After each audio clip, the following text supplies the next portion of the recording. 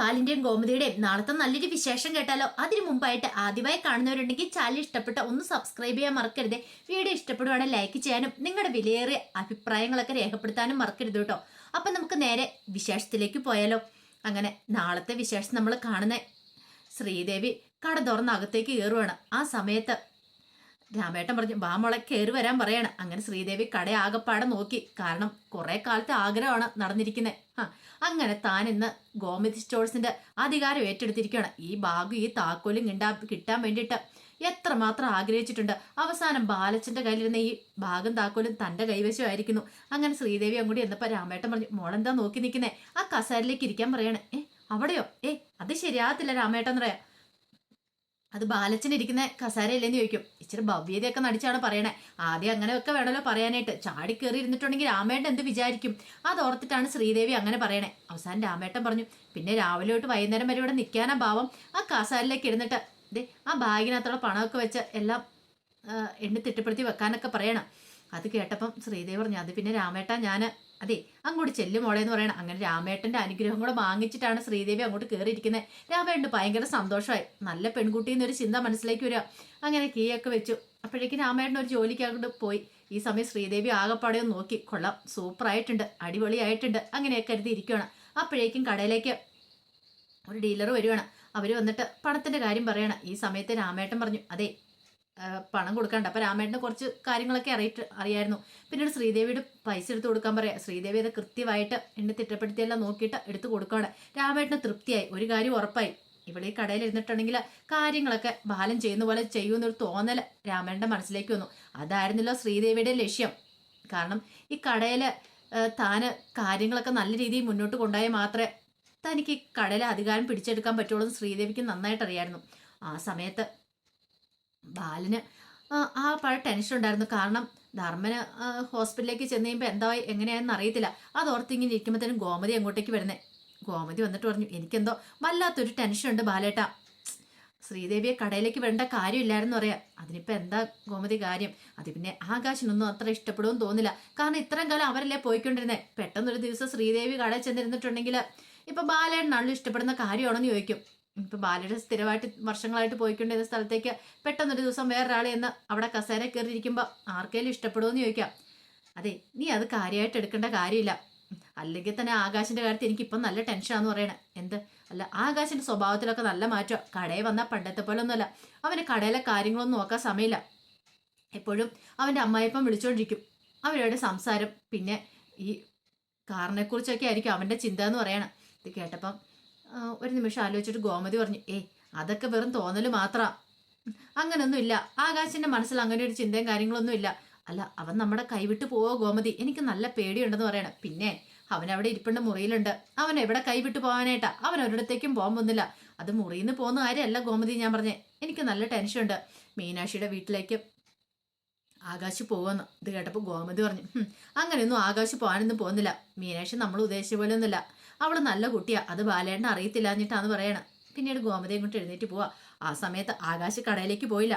ആകാശ് ആകപ്പെടെ കട്ടക്കലിപ്പോട് കൂടിയിട്ട് ഇരിക്കുവാണ്. ആകാശ് അങ്ങനെ ഇരിക്കുന്ന സമയത്താണ് മീനാക്ഷി അങ്ങോട്ടേക്ക് വരുന്നത്. മീനാക്ഷി വന്നിട്ട് ചോദിച്ചാൽ, അല്ല ആകാശ് കടയിൽ പോകുന്നില്ലേന്ന് ചോദിക്കണം. ഞാൻ ഇത്തിരി കഴിഞ്ഞിട്ടോ പോകുന്നുള്ളൂ. അതെന്താ? അല്ല, ആ ശ്രീദേവിനെ എന്തിനാ കടയിലേക്ക് കൊണ്ടുപോയെന്ന് ചോദിക്കുക. ശ്രീദേവിയോ? അല്ല പിന്നെ എനിക്ക് നല്ല ദേഷ്യം വരുന്നുണ്ടെന്ന് ആകാശ് പറയാം. അവരിപ്പൊ കടയിലേക്ക് കൊണ്ടുപോകേണ്ട വല്ല കാര്യം ഉണ്ടായിരുന്നു ചോദിക്കും. അച്ഛനത് എന്തിന്റെ കേടാ? അച്ഛൻ എന്തിനാ അവരെ കടയിലേക്ക് പറഞ്ഞു വിട്ടേന്ന് ചോദിക്കും. അതിനിപ്പോ എന്താ കുഴപ്പമിരിക്കുന്നേ? അവര് കടയിലേക്ക് പോട്ടെ, പിന്നെ കടയിലേക്ക് പോട്ടെ. ഇവിടെ ഞാനുണ്ടായിരുന്നു, അല്ലെങ്കിൽ ധർമ്മമാമനുണ്ടായിരുന്നു. കൗണ്ടറിലിരിക്കാൻ ഞങ്ങൾ ആരെങ്കിലും ഇരുന്നാൽ പോരെ? പിന്നെന്താ കുഴപ്പമിരിക്കണേ? ഇത്രയും കാലം കടയിലെ കാര്യങ്ങളൊക്കെ ഞങ്ങളെ നോക്കിക്കൊണ്ടിരുന്നേ. അച്ഛൻ അങ്ങോട്ടും ഇങ്ങോട്ടും മാറുന്ന സമയത്ത് ഞങ്ങളുടെ കടയിലെ കാര്യങ്ങളൊക്കെ നോക്കുന്നേ. പിന്നെ ഇന്നെന്താ എത്ര പുത്തിരിന്ന് ചോദിക്കും. അത് പക്ഷേങ്കില് അച്ഛൻ പറഞ്ഞ വേറൊന്നും കൊണ്ടായിരിക്കില്ല, ശ്രീദേവി അടുത്ത് കടയിലേക്ക് പോട്ടെ എന്ന് പറഞ്ഞുകൊണ്ടായിരിക്കും എന്ന് പറയണം. എന്നാലും ഇതിന്റെ ആവശ്യമൊന്നും ഉണ്ടായിരുന്നില്ല. ഇത് കുറച്ച് ഓവറാന്ന് പറയണം. അത് കേട്ടുകഴിഞ്ഞപ്പം ഒരു നിമിഷം ആലോചിച്ചിട്ട് മീനാക്ഷി പറഞ്ഞു, അതൊന്നും കുഴപ്പമില്ലാന്നേ. എന്താണെങ്കിലും ഒരു കാര്യം ഉറപ്പാ, അധികം വൈകാതെ തന്നെ ശ്രീദേവി ഇങ്ങോട്ട് തിരികെ വരും. ഒരു ഉച്ചയൊക്കെ ആകുമ്പോഴത്തേനും കണ്ടോ ശ്രീദേവി ചേച്ചി വീട്ടിലെത്തും എന്ന് പറയണം. കാരണം കുറെ തിരക്കായി കഴിയുമ്പോഴത്തേനും ശ്രീദേവി ചേച്ചിക്ക് എന്ത് ചെയ്യണമെന്ന് അറിയത്തില്ല എന്ന് പറയും. അങ്ങനെയാണെങ്കിൽ അവർക്ക് കൊള്ളാം, അല്ലെങ്കിൽ എനിക്ക് നല്ല ദേഷ്യം വരുന്നുണ്ട്. ഞാൻ എന്താണെങ്കിലും കുറച്ച് ലേറ്റ് ആയിട്ടേ പോവുള്ളൂ. അവരവിടെ നിൽക്കട്ടെ, കുറച്ചങ്ങോട്ട് അനുഭവിക്കട്ടെ. ധർമ്മമാമന് അങ്ങോട്ട് ചെന്നിട്ട് അവർ മൂന്നുപേരും കൂടെ കടയിൽ അങ്ങ് നിൽക്കട്ടെ എന്നൊക്കെ പറയണം. നല്ല ദേഷ്യമായിരുന്നു, കട്ടക്കലിപ്പായിരുന്നു ആകാശിന്. ഈ സമയം മീനാക്ഷി പറഞ്ഞു, അതെ ഇങ്ങനൊന്നും ചിന്തിക്കുകയും ചെയ്യരുത്, എങ്ങാനും അച്ഛൻ അറിഞ്ഞിട്ടുണ്ടെങ്കിലോ. ആകാശ് കടയിലേക്ക് പോകാൻ നോക്ക്. ഞാൻ പോകത്തില്ലെന്ന് പറഞ്ഞ് ആകാശ് വാശി പിടിച്ചിരിക്കുക, കുറച്ച് കഴിഞ്ഞിട്ടോ പോകുന്നുള്ളതും പറഞ്ഞുകൊണ്ട്. ആ സമയത്ത് ഗോമതി ബാലിനുള്ള ചായയൊക്കെ ആയിട്ട് ഇങ്ങോട്ട് വന്നിട്ട് പറഞ്ഞു, ഇതേ ബാലേട്ട ചായ കുടിക്കാൻ പറയാണ്. പിന്നീട് ബാലിൻ്റെ ഇരിപ്പുണ്ടും ബാലിനോട് ചോദിച്ചു, അല്ല ബാലേട്ട ഞാനൊരു കാര്യം ചോദിച്ചാൽ ബാലേട്ട സത്യം പറയുന്നു നോക്കി. എന്താ? അല്ല അത് പിന്നെ വേറൊന്നുമല്ല, എനിക്ക് നല്ലൊരു സംശയമുണ്ട്. ബാലേട്ടനെ വീണെന്ന് പറഞ്ഞല്ലോ, അത് സ്കൂട്ടിയിൽ നിന്ന് സ്കിപ്പായി വീണതാണോ, എന്ത് പറ്റിയതാന്ന് ചോദിക്കുകയാണ്. ഇത് കേട്ടപ്പോൾ ബാലിന് ഒരു നിമിഷം ഒന്നും ഞെട്ടി. ദൈവമേ അതെങ്ങനെയാ പറയണേ. ബാലിൻ്റെ മനസ്സിൽ കൂടെ ആ കാര്യങ്ങളൊക്കെ പോവാണ്. ഉദയഭാനുയെ പോലെ ഒരാളെയാണ് താൻ കണ്ടത് ചീട്ട് കളിക്കുന്ന സ്ഥലത്ത്.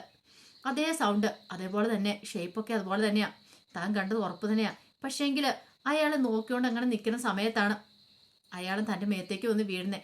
എന്താ ഏതാണെന്ന് മനസ്സിലാവുന്നതിന് മുമ്പ് അയാളെ ആൾക്കാർ ഓടിച്ചുകൊണ്ട് പോവുകയും ചെയ്തു. പക്ഷേ ഇത് ഗോമതിയോട് പറഞ്ഞിട്ടുണ്ടെങ്കിൽ പിന്നെ അവളുടെ മനസ്സിലൊരു കരടായിട്ട് ഇത് കിടക്കും. അവൾക്ക് പിന്നീട് സമാധാനം ഉണ്ടാകത്തില്ല. അത് തൻ്റെ ഒരു സംശയം മാത്രമാണ്. അങ്ങനെ പറഞ്ഞിട്ടുണ്ടെങ്കിൽ പിന്നെ എന്തായിരിക്കും, വേണ്ട ആരോടും പറയണ്ട എന്ന് കരുതിയിട്ട് ബാലൻ പറഞ്ഞു, ഞാൻ പറഞ്ഞല്ലോ സ്കൂട്ടി എന്ന് തന്നെയാണെന്ന് പറയാം. എന്തോ എനിക്ക് അത്രയും കൂടെ വിശ്വാസം വന്നില്ല. ആ സമയത്ത് പിന്നെ ഞാൻ ബാലേട്ടനോട് കൂടുതലായിട്ടൊന്നും ചോദിച്ചില്ലെന്ന് മാത്രമേ ഉള്ളൂ. പക്ഷെ എന്തോ എനിക്ക് അത്രയും കൂടെ വിശ്വാസം വരുന്നില്ല എന്ന് പറയാം. ബാലേട്ടൻ എന്നോട് ഇതിനായിട്ടും കള്ളത്തരങ്ങളൊന്നും പറഞ്ഞിട്ടില്ല എന്ന് തന്നെയാണ് എനിക്ക് വിശ്വാസം എന്ന് പറയാം. ബാലൻ പറഞ്ഞു, ഞാൻ എന്തിനാ കള്ളത്തരം പറയണേ, ഞാനുള്ള സത്യം ഗോമതി പറഞ്ഞെന്ന് പറയാം. അങ്ങനെ ഗോമതി അങ്ങോട്ട് എഴുന്നേറ്റ് പോയി കഴിഞ്ഞപ്പോൾ ബാലനോർത്ത്, ഗോമതിയോട് കള്ളത്തരം പറഞ്ഞു, പക്ഷെ പറയാതിരിക്കാൻ പറ്റില്ല. അങ്ങനെ പറഞ്ഞിട്ടുണ്ടെങ്കിൽ ഗോമതി എന്ത് കരുതുമെന്ന് ഓർത്തിട്ടാ താൻ അങ്ങനെയൊന്നും പറയാതിരുന്നേ. ആ സമയം കടയിലേക്ക് ആൾക്കാർ വന്നുകൊണ്ടിരുന്നു. കടയിൽ തിരക്കൊക്കെ തുടങ്ങി. ആകാശം എത്തിയിട്ടും ഉണ്ടായിരുന്നില്ല, ധർമ്മനും എത്തിയിട്ടില്ല, രാമേട്ടൻ മാത്രമേ ഉണ്ടായിരുന്നുള്ളൂ. അങ്ങനെ രാമേട്ടൻ എടുത്തു കൊടുക്കുകയാണ്. ആ സമയത്ത് ശ്രീദേവിയും കൂടെ സഹായിച്ചു. ശ്രീദേവിയും പെട്ടെന്ന് എടുത്തു പെറുക്കി കൊടുക്കുന്നുണ്ട്. രാമേട്ടൻ അത് ശ്രദ്ധിച്ചു. അതിൻ്റെ ഇടയ്ക്ക് പണവും മേടിച്ച് അവിടെ ടേബിളിനകത്തേക്ക് വെക്കുന്നുണ്ട്. കൃത്യം പൈസയൊക്കെ എടുത്ത് കൊടുക്കുന്നുണ്ട്. അങ്ങനെ കാര്യങ്ങളൊക്കെ ഓടി നടന്ന് ചെയ്യാണ്. രാമേട്ടൻ ഒരു കാര്യം മനസ്സിലായി, എന്നാണെങ്കിലും ബാലനില്ലെങ്കിലും കട ഓടിച്ചുകൊണ്ട് പോകാനായിട്ട് ഒരാളുണ്ടെന്നുള്ള കാര്യം മനസ്സിലായി. ആകാശം എത്തിയിട്ടുണ്ടായിരുന്നല്ലോ. പിന്നീട് കുറേ സമയം കൂടെ കഴിഞ്ഞിട്ടാണ് ആകാശ് കടയിലേക്ക് വരുന്നത്. ആകാശനാണെങ്കിൽ ശ്രീദേവി അവിടെ ഇരിക്കുന്നുണ്ടപ്പോൾ ആകാശന് ഒട്ടും സഹിച്ചില്ല. കാരണം താനോ ധർമ്മമാമനോ അല്ലെങ്കിൽ രാമേട്ടൻ ഇരുന്നാൽ പോലും ആകാശന് കുഴപ്പമില്ലായിരുന്നു. പക്ഷേങ്കിൽ ശ്രീദേവിയെ കണ്ടെടുത്താൽ ഇപ്പം കാണത്തില്ല. കാരണം ശ്രീദേവി നാവ് എടുത്തിട്ടുണ്ടെങ്കിൽ എന്തെങ്കിലും ചൊറിയുന്ന വർത്താനമല്ലേ പറയുള്ളൂ. അതുകൊണ്ട് ആകാശന് ഒട്ടും ഇഷ്ടപ്പെടത്തില്ലായിരുന്നു. പോരാത്തന്നെ ആ കാർ അങ്ങോട്ട് വന്നപ്പോൾ തൊട്ട് ശ്രീദേവിക്ക് ഒരു ഭയങ്കര കുത്തലാണ്. അത് ആകാശന് നന്നായിട്ട് മനസ്സിലായ കാര്യമാണ്. അതുകൊണ്ട് ആകാശന് ഒട്ടും പിടിക്കാത്ത മട്ടിലാണ് ആകാശം അങ്ങോട്ട് കയറിപ്പോകുന്നത്. രാമേട്ടൻ അത് മനസ്സിലാവുകയും ചെയ്തു. ആകാശിൻ്റെ മനസ്സിലെ വിഷമം എന്താന്നുള്ള കാര്യം. പക്ഷേങ്കിൽ രാമേട്ടൻ കൂടുതലായിട്ട് അത് പ്രോത്സാഹിപ്പിക്കാൻ പോയില്ല. രാമേട്ടന് മനസ്സിലായി എന്തെങ്കിലും പറഞ്ഞിട്ടുണ്ടെങ്കിൽ ആകാശം ഇവിടെ പൊട്ടിത്തെറിക്കും എന്നുള്ള കാര്യം. പിന്നീട് കുറേ സമയം കഴിഞ്ഞപ്പം ശ്രീദേവിയുടെ ഫോണിലേക്ക് വിളിക്കുകയാണ് ബാലൻ വിളിച്ചിട്ട് ചോദിച്ചു, എന്തായി മോളെ കാര്യങ്ങൾ, തിരക്കും കാര്യങ്ങളൊക്കെ ഉണ്ടോ നീക്കേ? കുഴപ്പമില്ല, മോൾക്ക് ബുദ്ധിമുട്ടാണ്, മോൾ ഇങ്ങോട്ടേക്ക് പോരെ, ഫുൾ ടൈം ഇരിക്കുമൊന്നും വേണ്ടാന്ന് പറയാ. അതൊന്നും എനിക്ക് കുഴപ്പമില്ല ബാലച്ച, എനിക്കിവിടെ ഒരു പ്രശ്നമില്ല, അത്രയൊരു കുഴപ്പമുള്ള കാര്യങ്ങളൊന്നും അല്ലെന്ന് പറയാം. ബാലന് എന്നാലും ഒരു ടെൻഷൻ ഉണ്ടായിരുന്നു മനസ്സിൽ, എന്തായി തീരും എങ്ങനെയായി തീരും എന്നുള്ള കാര്യത്തിൽ. പിന്നീട് അങ്ങനെ കോള് കട്ട് ചെയ്ത് കഴിഞ്ഞപ്പോഴത്തേന് രാമേട്ടൻ വന്നിട്ട് ചോദിച്ചു, അല്ല ആരാ ബാലനാണെന്ന് ചോദിക്കുക. അതേ ബാലച്ചനെ വിളിച്ചേ. ബാലച്ചന് നല്ല ടെൻഷനാണ്, പക്ഷെ എനിക്കൊരു ടെൻഷനും ഇല്ല രാമേട്ട. ഇതൊക്കെ നമ്മൾ എല്ലാവരും പഠിച്ചിരിക്കേണ്ട കാര്യങ്ങളല്ലേ. ഇപ്പം വീട്ടുജോലിയാണെങ്കിലും ഏത് ജോലിയാണെങ്കിലും നമ്മൾ ചെയ്തിരിക്കേണ്ട കാര്യങ്ങളല്ലേ എന്ന് ചോദിക്കുക. ഇത് കേട്ട് കഴിയുമ്പോൾ രാമേട്ടൻ പറയാം, അത് ശരിയാ മോളെ കണ്ടു പഠിക്കണം, ഇന്നത്തെ കാലത്തെ പെൺകുട്ടികളൊക്കെ എന്നൊക്കെ പറയണം. ഇത് ആകാശ് കേട്ടു. ആകാശിന് ഒട്ടും അങ്ങോട്ട് സൂചിച്ചില്ല. ആ സമയത്ത് ധർമ്മ ഹോസ്പിറ്റലിലേക്ക് വന്നു. അപ്പം ധർമ്മനെ ബാലൻ പറഞ്ഞു വിട്ടുണ്ടായിരുന്നു ഹോസ്പിറ്റലിൽ ചെന്ന് കാര്യങ്ങളൊക്കെ തിരക്കണമെന്നുള്ളത്. അങ്ങനെ ഹോസ്പിറ്റലിലേക്ക് ചെന്ന് ഹരീന്ദ്രൻ ഡോക്ടറെ അടുത്തേക്ക് ചെല്ലുകയാണ്. ചെന്നിട്ട് ഡോക്ടറുടെ കാര്യങ്ങളൊക്കെ തിരക്കണം ഇതിനെക്കുറിച്ചുള്ള. പിന്നെ ഡോക്ടർ പറഞ്ഞു, ഇതുവരെയായിട്ട് അയാൾക്ക് ഒരു പുരോഗമനം ഉണ്ടായിട്ടില്ല, അതുപോലെ തന്നെ കിടക്കണമെന്നൊക്കെ പറയണം. ഈ പറയുന്ന ധർമ്മൻ ആരെ എന്താണെന്നും അറിയത്തില്ല. ബാലനെ അന്വേഷിക്കാൻ പറഞ്ഞു. പോയി അന്വേഷിച്ചു. പരിചയത്തിലുള്ള ഒരാളെന്ന് മാത്രമേ പറഞ്ഞിട്ടുള്ളൂ. അങ്ങനെ അവർ സംസാരിച്ചുകൊണ്ടിരിക്കുന്ന സമയത്താണ് പോലീസ് അങ്ങോട്ടേക്ക് വരുന്നത്, അന്വേഷിക്കാനായിട്ട് വരുന്നതാണ്. ഈ സമയത്ത് ഡോക്ടറോട് പോലീസ് ചോദിച്ചു, അല്ല ആ പേഷ്യൻറ്റ് ബോധം തെളിഞ്ഞോ എന്നൊക്കെ ചോദിക്കുക. ഇല്ല സാറേ ബോധം തെളിഞ്ഞിട്ടില്ല എന്ന് പറയാം. അല്ല വേറെ എന്തെങ്കിലും വിവരങ്ങൾ കിട്ടിയോന്ന് ചോദിക്കുക. ഒരു വിവരമില്ല, ആരും അന്വേഷിച്ചൊന്നും വന്നിട്ടില്ല എന്ന് പറയണം. അത് കേട്ടുകഴിഞ്ഞപ്പോൾ പോലീസ് പറഞ്ഞു, അങ്ങനെയാണെങ്കിൽ കൂടുതൽ വിവരങ്ങളൊക്കെ കിട്ടണം. കാരണം അയാളുടെ ഒരു ഫോട്ടോസും കാര്യങ്ങളൊക്കെ എടുത്ത് ഇനി പത്രത്തിനകത്ത് അവിടെ കൊടുക്കണം. കാരണം അയാളെക്കുറിച്ച് അറിയാവുന്നവരെന്തെങ്കിലും ഡീറ്റെയിൽസുമായിട്ട് വരാതിരിക്കില്ല. കാരണം ഇത്രയും ദിവസമായില്ലേ. ആ സമയത്ത് ധർമ്മൻ അവിടെ നിൽക്കുന്ന കണ്ടു. അപ്പം ധർമ്മൻ ഇങ്ങനെ നോക്കുകയാണ്. ധർമ്മനൊന്നും മനസ്സിലായില്ല, എന്തോ വള്ളിക്കെട്ട് കേസാന്ന് ധർമ്മന് മനസ്സിലായി. അപ്പോഴേക്കും ഡോക്ടർ പറഞ്ഞു, ഇതാ കൊണ്ടുവന്ന ആളുടെ ബന്ധുവാന്ന് പറയണം. പിന്നീട് ധർമ്മനോട് കാര്യങ്ങൾ ചോദിക്കുമ്പോൾ ധർമ്മനാണ് ആകെപ്പാടെ ബബ്ബ അടിക്കുക. ധർമ്മൻ എന്താ ചെയ്യേണ്ടത് എന്താ പറയേണ്ടതെന്ന് പോലും അറിയത്തില്ല. ഈ സമയം പോലീസുകാർ ഓരോ ചോദ്യങ്ങൾ ചോദിക്കുമ്പോൾ ധർമ്മം പറഞ്ഞു, അതെ എനിക്കൊന്നും അറിയില്ല, ഞാൻ അളിയനെ ഒന്ന് വിളിക്കട്ടെ എന്ന് പറയണം എന്നും പറഞ്ഞിട്ട് പെട്ടെന്ന് ധർമ്മം പുറത്തേക്ക് ഇറങ്ങി. എന്നിട്ട് ബാലിനെ വിളിക്കുകയാണ്. ബാലിനെ വിളിച്ചിട്ട് പറഞ്ഞു, അളിയ എന്താ സംഭവം? അളിയനൊരു ചെറുപ്പക്കാരനെ കുറിച്ച് അന്വേഷിക്കാൻ എന്നോട് പറഞ്ഞില്ലേ? ഇതേ ആ ചെറുപ്പക്കാരനെ കുറിച്ച് അന്വേഷിക്കാനായിട്ട് വീണ്ടും പോലീസൊക്കെ ഇവിടെ വന്നിട്ടുണ്ട്. എന്താ അളിയ കാര്യം? ഞാൻ അവരോട് എന്താ പറയേണ്ടതെന്ന് ചോദിക്കുകയാണ്. ഇത് കേട്ടിഞ്ഞപ്പോൾ ബാലൻ പറഞ്ഞു, നീ പേടിക്കണ്ടെന്നൊക്കെ പറയാ. അളിയൻ എന്ത് പുഴുവാല ഈ ഒപ്പിച്ചു വെച്ചിരിക്കുന്നേ? എനിക്കൊന്നും മനസ്സിലാകുന്നില്ലോ. എന്താ കാര്യം അളിയാന്നൊക്കെ ചോദിച്ചിട്ട് ധർമ്മൻ ആകെപ്പാടെ വല്ലാത്തൊരു അവസ്ഥയായിപ്പോയി. എന്ത് ചെയ്യണമെന്ന് അറിയത്തില്ലാതെ. ഈ സമയം ബാലൻ പറഞ്ഞു, നീ പേടിക്കണ്ട, അതൊക്കെ കാര്യങ്ങളൊക്കെ ഞാൻ പിന്നീട് വിശദമായിട്ട് നിന്നോട് പറയാം. തൽക്കാലത്തേക്ക് നീ ഒന്നും പറയാൻ പോകണ്ടെന്ന് പറയാണ്. അങ്ങനെ ഫോൺ വെച്ച് കഴിഞ്ഞാലും ധർമ്മന്റെ ഉള്ളിൽ ചില സംശയങ്ങളൊക്കെ വരുവാണ്. എവിടെ എന്തോ ഒരു സ്പെല്ലിംഗ് മിസ്റ്റേക്ക് ഉള്ളത് തോന്നി. അളിയൻ എന്തിനേ വേണ്ടാത്ത വള്ളിക്കെട്ട് കേസുകളൊക്കെ പിടിച്ചിരിക്കുന്നത്? ഒരു പക്ഷേങ്കിൽ ഇനിയിപ്പോൾ അളിയന്റെ ആരെങ്കിലും ആണോ ആ കിടക്കുന്ന പയ്യന്? അതോ അളിയന് വേണ്ടപ്പെട്ട ആരോ ആന്നല്ലേ പറഞ്ഞേ? അങ്ങനെ ധർമ്മന്റെ മനസ്സിൽ സംശയങ്ങളൊക്കെ ഉണ്ടാവുകയാണ്. ഈ സമയം ഇതുപോലെ തന്നെ വേറൊരു സംശയം ശ്രീദേവിയുടെ അല്ല, ഗോമതിയുടെ മനസ്സിലും ഉണ്ടായിരുന്നു. കാരണം ബാലന് അപകടം അങ്ങനെ സംഭവിച്ചല്ല, എന്തോ ഒരു എവിടെയോ അപകടം സംഭവിച്ചിട്ടുണ്ട്. പക്ഷെ ബാലേട്ടൻ തന്നോട് മറച്ചു വെക്കുന്നൊരു ചിന്ത ഗോമതിയുടെ മനസ്സിലേക്കും വരുവാണ്. കാരണം ബാലൻ ആ കാര്യങ്ങൾ പറഞ്ഞും ബാലന്റെ മുഖത്തൊരു കള്ളത്തരം ഗോമതിക്ക് ഫീൽ ചെയ്യുന്നുണ്ടായിരുന്നു.